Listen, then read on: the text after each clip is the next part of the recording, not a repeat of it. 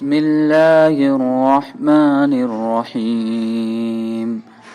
يوم يغشاهم العذاب من فوقهم ومن تحت أرجلهم ويقول ذوقوا ما كنتم تعملون يا عبادي الذين آمنوا إن أرضي واسعة فإياي فاعبدون كل نفس ذائقة الموت كل نفس ذائقة الموت ثم إلينا ترجعون والذين آمنوا وعملوا الصالحات لنبوئنهم من الجنة غرفا تجري من تحتها الأنهار خالدين فيها نعم أجر العاملين الذين صبروا وعلى ربهم يتوكلون وكأي من دابة لا تحمل رزقها الله يرزقها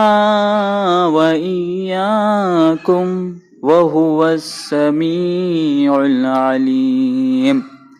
ولئن سألتهم من خلق السماوات والأرض وسخر الشمس والقمر ليقولن الله فأنى يؤفكون الله يبسط الرزق لمن يشاء من عباده ويقدر له إن الله بكل شيء عليم ولئن سألتهم من نزل من السماء ماء فأحيا به الأرض من بعد موتها ليقولن الله قل الحمد لله بل أكثرهم لا يعقلون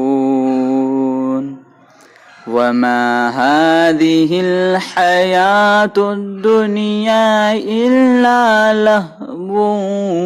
ولعب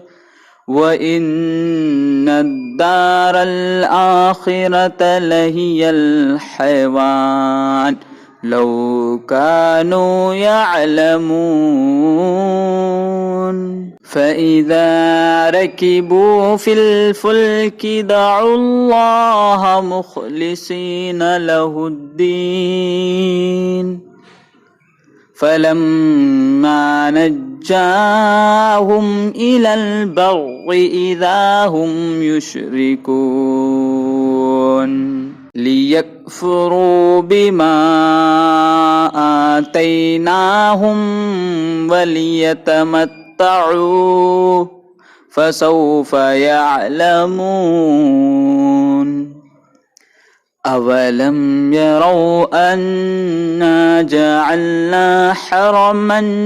آمنا ويتخطف الناس من حولهم أفبالباطل يؤمنون وبنعمة الله يكفرون ومن أظلم ممن افترى على الله كذبا أو كذب بالحق لما جاءه أليس في جهنم مثوى للكافرين